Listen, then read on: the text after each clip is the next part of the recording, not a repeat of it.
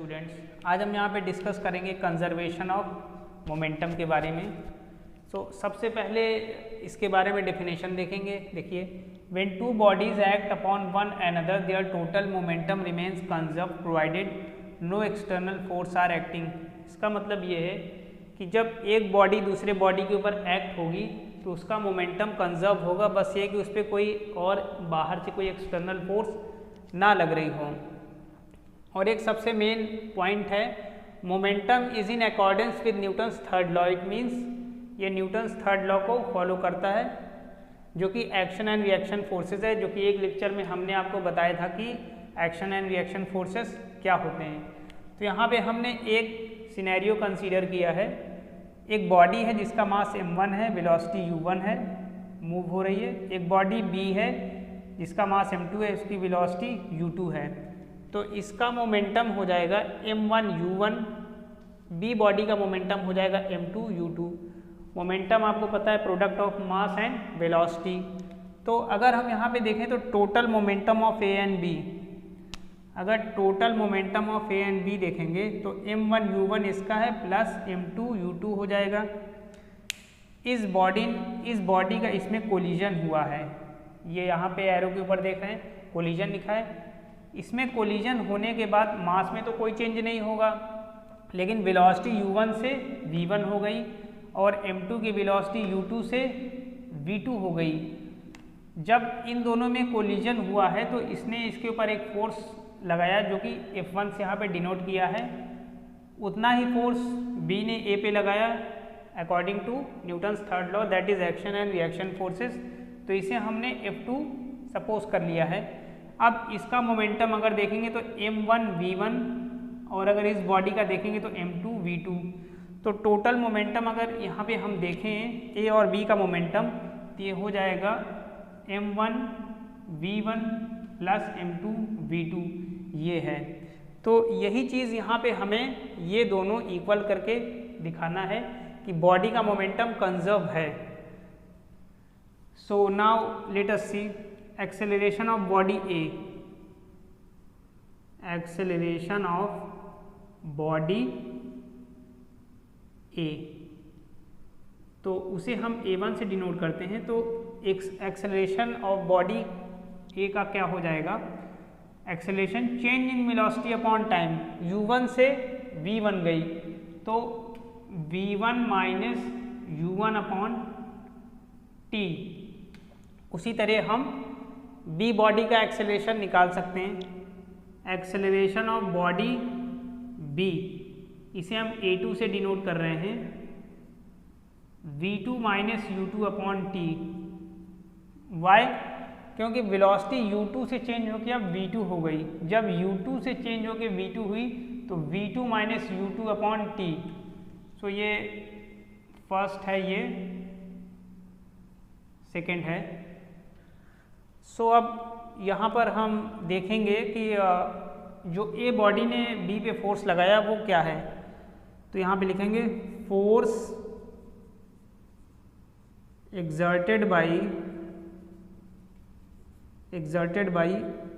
Body A over B, body A over B। क्या हो जाएगा, फोर्स क्या होता है, मास इंटू एक्सेलरेशन, मास इंटू एक्सेलरेशन।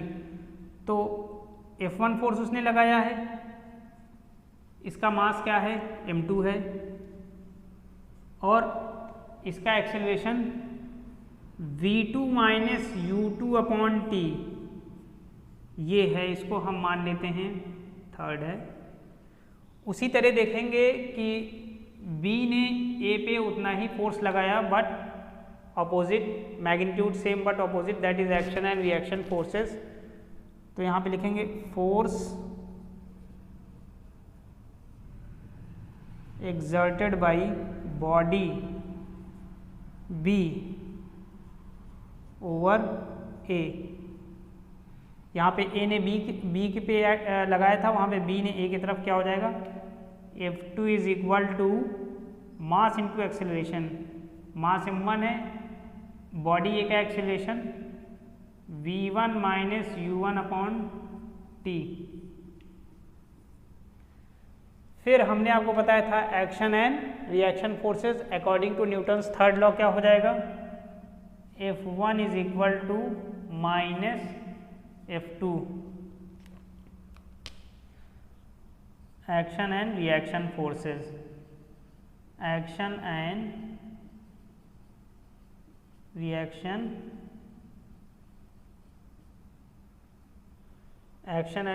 फोर्सेस के अकॉर्डिंग ये होगा। अब इसे इक्वेट कर देंगे,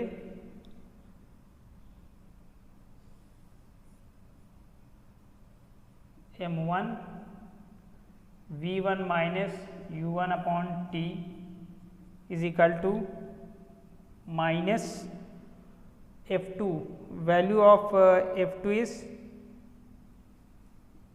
M1 V1 minus U1 upon T, multiply कर लेंगे M1 V1 minus M1 U1 is equal to minus M1 V1, minus into minus will become plus M1 U1। अब यहाँ पर देखेंगे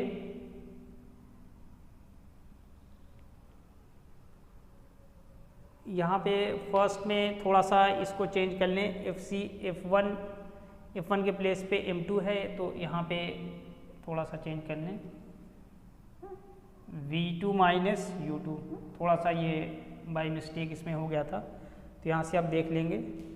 तो F1 is equal to minus of M2, तो F1 के place पे M2 V2 minus U2 upon T, this is minus. Now थोड़ा सा चेंज कर लें M2 V2 M2 U2। अब V को एक तरफ U को एक तरफ ले लें C, इसको इधर लेके आए तो क्या हो जाएगा M1 U1, या उसको रहने दें इसको इधर लेके चाहिए तो क्या हो जाएगा M1 U1 plus M2 U2 is equal to M1 V1 plus M2 V2, इसको ऐसे लेके आए।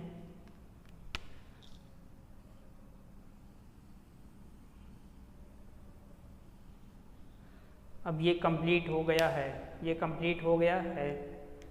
एक बार फिर से देख लेते हैं कंजर्वेशन ऑफ मोमेंटम के बारे में।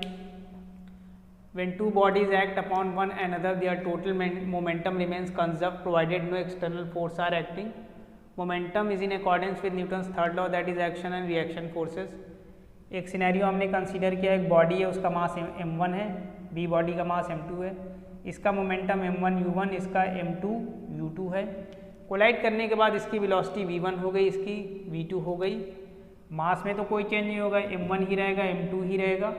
सो बॉडी ए का acceleration change in velocity upon time v1 minus u1 upon t, B body का acceleration v2 minus u2 upon t, ये 1 ये 2 सेकेंड इक्वेशन।